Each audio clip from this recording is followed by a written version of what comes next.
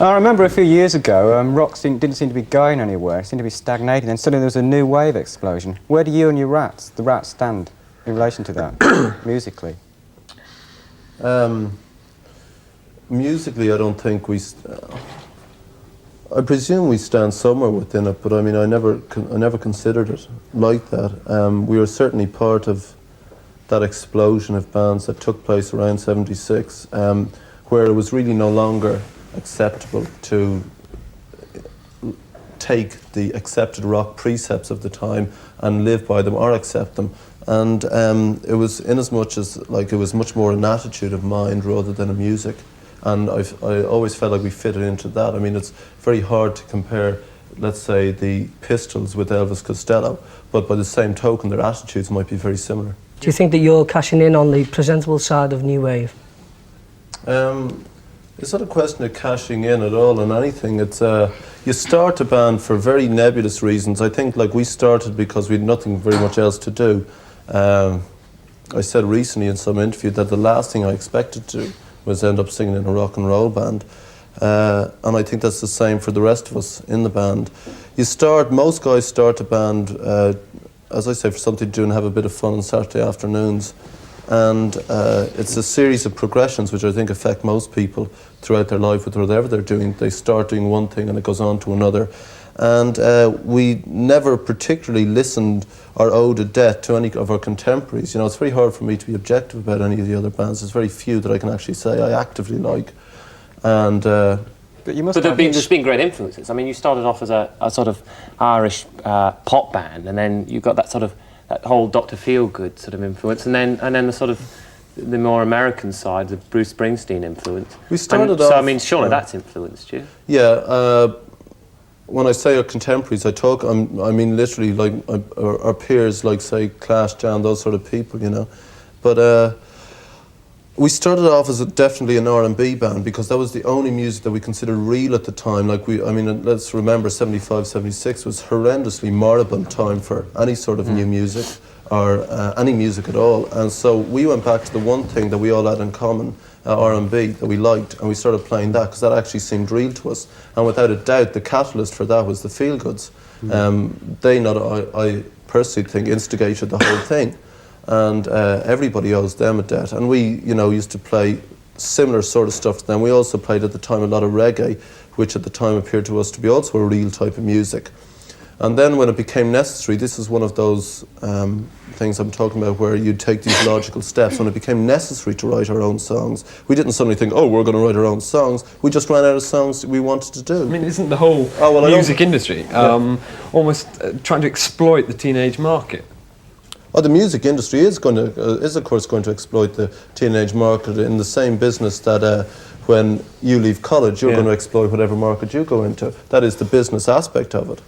Yeah. And don't you feel responsible? Oh no, not at all. I abdicate all responsibilities. That sounds glib, but by the same token, I can't be held responsible for the music business. Obviously, by being in a band, you perpetrate the music business. Yeah, but you could do something to stop it, surely. I mean, when you go to a concert, like what, for example, and slit my own throat? Yeah, but I mean, if you go to a concert, for example, outside, I mean, you know, there are the scarves, the record sleeves, the badges, everything, the whole works. I mean, do you actually get sort of a percentage from that, or is it just entrepreneurs doing it for themselves? No, what you do in that case, like with badges and stuff like that, is you have people called merchandisers who approach you, and they say, we will make up this merchandising stuff for you. You don't pay a penny. And we will sell it for you on spot. And they have to pay for a rental of the foyer space in the hall. It's pretty seedy, the whole thing. Don't you do you want me to explain it to you before you answer me? All right, yeah, go on. Then and they can charge whatever they like. They can charge £10 or whatever. The point is that whether we like it or whether we don't, there are people who want to buy those badges, etc., etc. Now, a lot of people give them away free. Not a lot of people, some people do. I've never met anyone. Which is really the same as selling them, because they're giving them away free so they can sell albums. There's there's very little sort of charity involved in this at all. Like, you know, a lot of people say, hey man, we give our badges away free, we're pretty hip, you know. It's not like that. They give them away free because they can give away more than they can sell. Like, we can sell maybe 10, they can give away 50. And so the whole thing is exploitative, and that's something you must come to terms with. It's a total rip, because there's always some guy out there who's willing to use you to make a fast buck. Don't you feel that? Don't you feel responsible in that sense? I wouldn't say that they're using him. Well, I would say they're using the fans that like you. Right? You know, like, you're losing nothing by it anyway, aren't you? No. You know, it's the fans that are getting ripped off. I don't think, like, it also depends on, again, the values. For example, you might think it's a rip-off to pay 10p for, say, a Rats badge or any band's badge, right? And but similarly, a kid who really digs the band doesn't consider it a rip-off. Now, I'm not saying that's morally right. I mean, by the same token, like, they prefer to get it free, I'm sure, than to have to pay 10p for it. But the point is, we're not going to make badges up for free. I'm not going to, like, spend money on making badges up for free to give them away. In any case, bands rarely do that. The record companies usually do it. So, I mean, there is this constant tie-in. And the thing you must be aware of in the rock and roll business is that if a band exists and it joins a record company, a lot of bands are far more hypocritical about it. A lot of the so-called political bands can see very little hypocrisy in going like this with one hand and going like this with the other. Like who? But it's behind Like their who? backs. Like who? Several of them. Talking about exploitation, then, why are you, as an individual, in the rock and roll business? Because I love it. Purely that you love what? Which part of it? All of it. I think that's what really comes over. Like, we went to a concert of yours recently, and that's what really comes over most of all, that you love what you're doing. All the kids were much younger than us, and I walked in feeling like everybody's granny. We stood at the back, and Maybe yet by the end of the concert... Well, let's check her out. No, by the end of the concert, I was really into the music, and I thought that was so good. Not that I went there thinking, oh, this is going to be great. I went there thinking, oh, God, you know, and I really enjoyed it. And I think that's an achievement, you know, more than, say, if a kid goes along thinking, wow, the Boomtown Rats, and because you're preaching to the converted there. No, we're not preaching to the converted. We released a record for the first time a year and a half ago, Yeah. and there was no converted. There was nobody. But at the risk of sounding like a goody-goody, I think for every single band, all cynicism stops at the moment you hit the stage. I think regardless of who you are. And the reason for that, I don't know why, it's possibly because, again, at the risk of sounding like a total idiot and a moralist, as an exercise in humility, also as an exercise in ego gratification, going on stage is probably one of the best examples I can think of. The fact that 3,000 or 4,000 kids pay what to me must be the ultimate compliment of giving their money, which no doubt they have probably either worked hard for or scavenged for or whatever reason, to come and see people who they happen to like or who represent something to them, which is another responsibility I abrogate. And to do that is awesome to me. I can't quite understand it, even though I did it, and I know why I did it. And I think it's a kind of mutual living out of our fantasies. We agree to be the realisation of their fantasy for an hour if they'll be the realisation of ours. In other words, I couldn't be a pop star if they weren't there. And I like being a pop star, you know. But and by the same token, they wouldn't be there if we weren't living out their fantasies. And it's more than that. I mean, we're being very, like, we're getting into it very deeply here. It's more the fact they like the songs. A lot of the kids just stand there mouthing every word because they think it's them. I think the Pistols were of incredible importance. They cannot be underestimated because they turned the whole industry, I think, on its head. The attitudes, that huge explosion and that huge negative, total negative outrage was necessary because it was a complete rejection. Yeah. They upset values, which is more important. They came, not them personally, but the whole thing. And they upset. It's like when Fingers, the piano player in our band, walks into a room, like he wears pajamas, and that is upsetting to so many people because their values of what is day and night wear, this seems trite, is turned literally on its head. And it's not only that, but it represents far more the values that they have held so dear. That could be construed. I don't even think that's true. I think if somebody walked into a room wearing pyjamas and a day, I just think he was a bit of a nutter. Yeah, but I mean, he's not attacking my values. He's not attacking your values, but then think, again, I think you're young enough pops. to accept change. You're not quite No, I think settled. it's just a pop star trying even to draw though attention. business analysts are usually quite settled. Concerning your own influences, perhaps we can show you a piece of film which comes from a classic television series which hasn't been shown for many years, but which was, I believe, of great significance to you. Wait, how do you relate to that? I think that must be one of the classics, and I would relate to that because I would certainly kick against the orthodoxy of, we are talking about new wave bands. Yeah. I think they are an establishment unto themselves, and I detest that establishment as much as I detest any other one.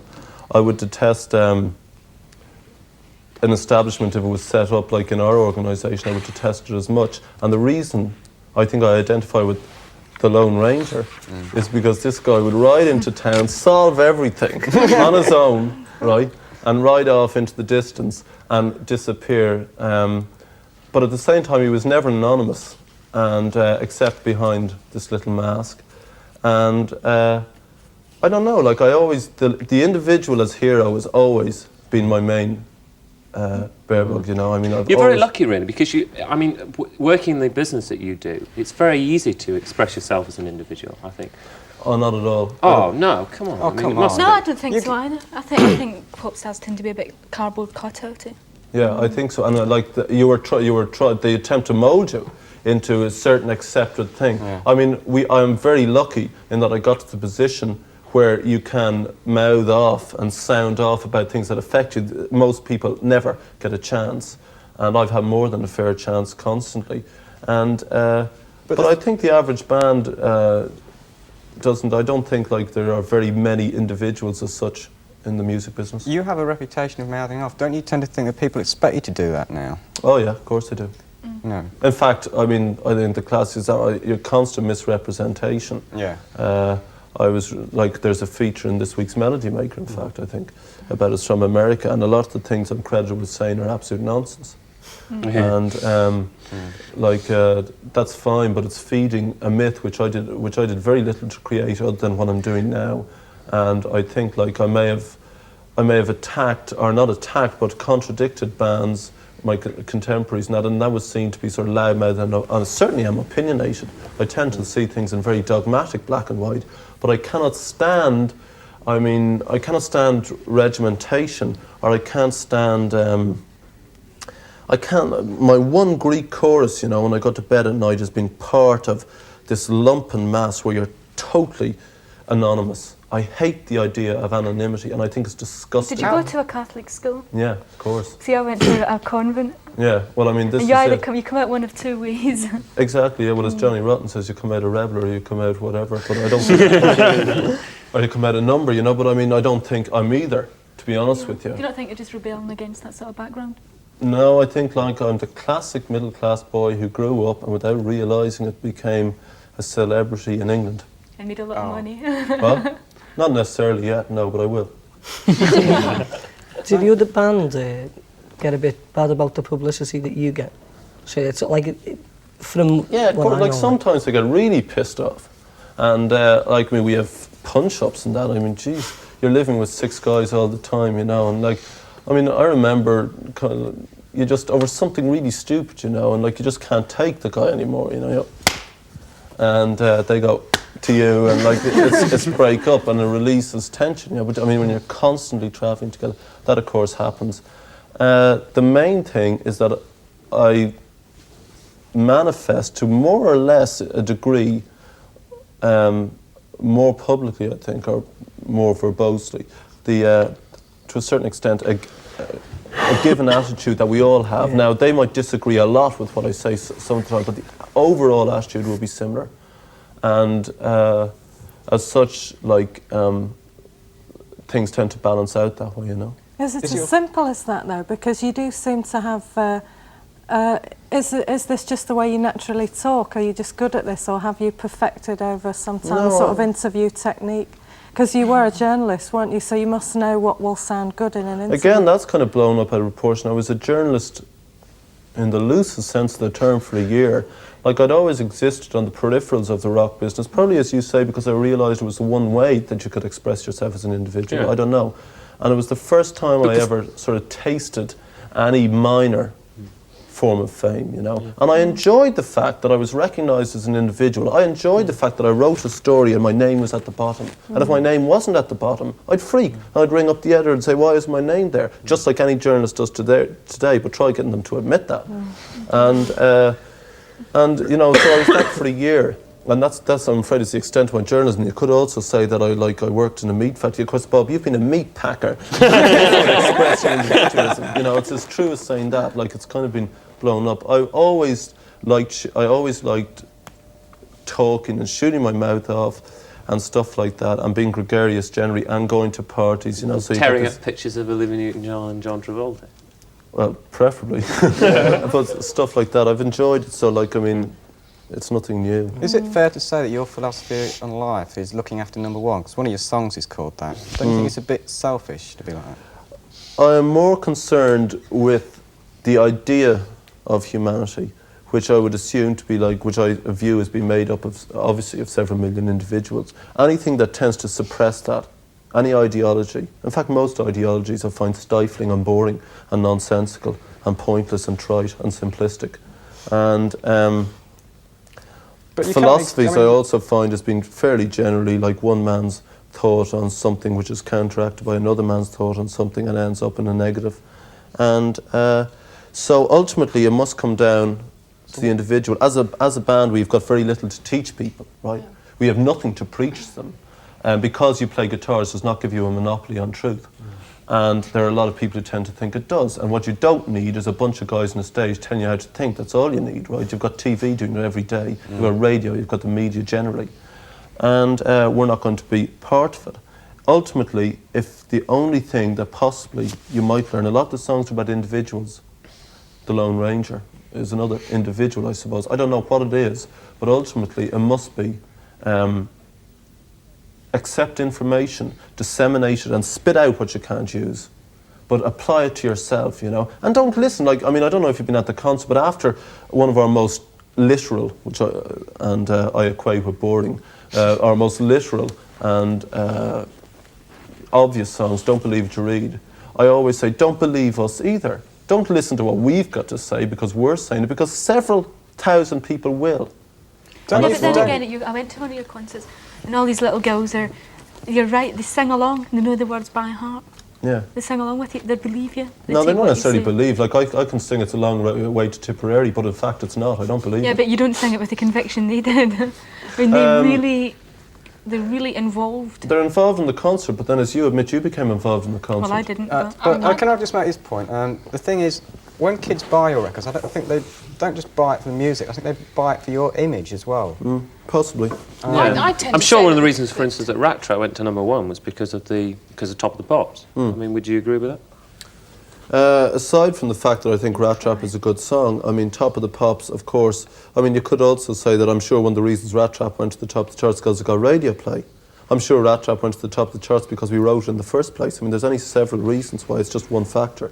I agree with you that they, of course, like the image. But then again, I mean, I like the image of other people, you know. But it seems as if you once said you're against the sort of masses who. You seem to be creating your own mass of followers.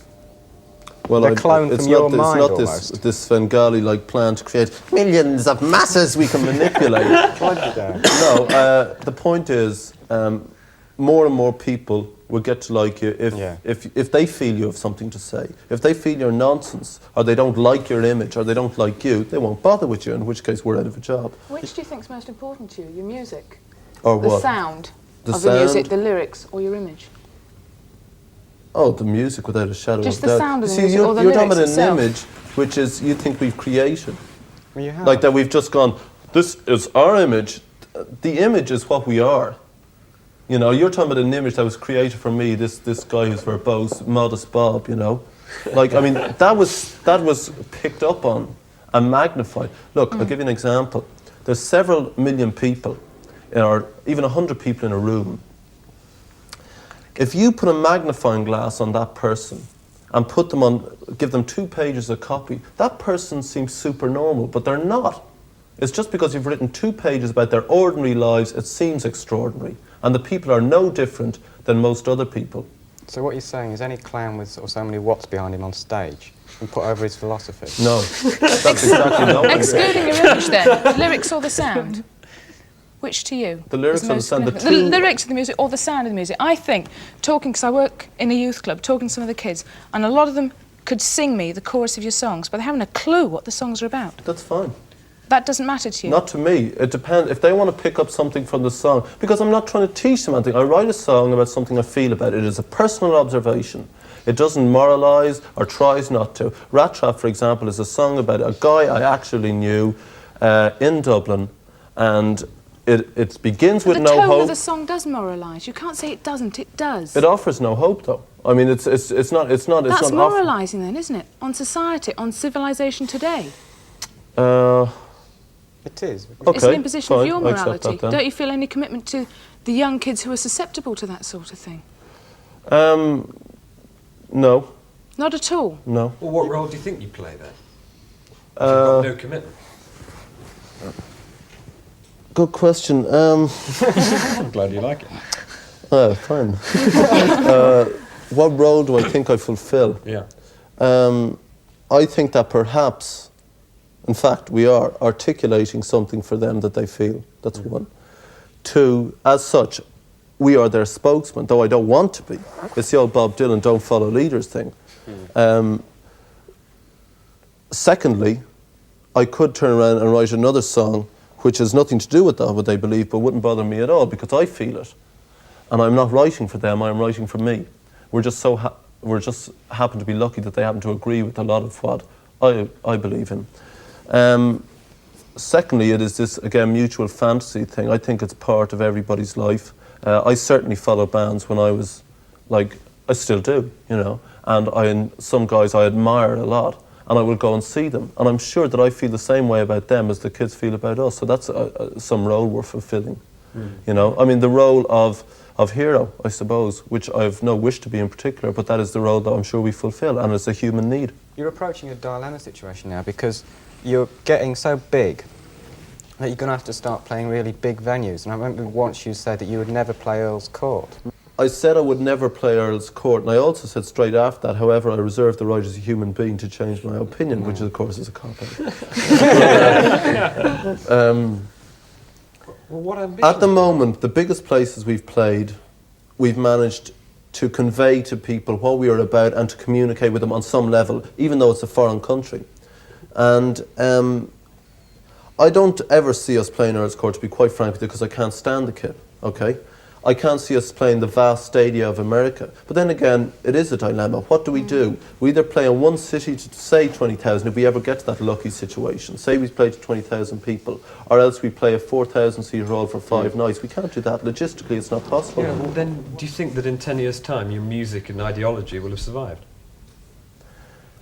I have no idea. Like, I mean, rock music is instant coffee, you know. I mean, one of the great rock and roll quotes of the century, even though I don't think you realise it, was Andy Warhol's "Everybody Be Famous for 15 Minutes."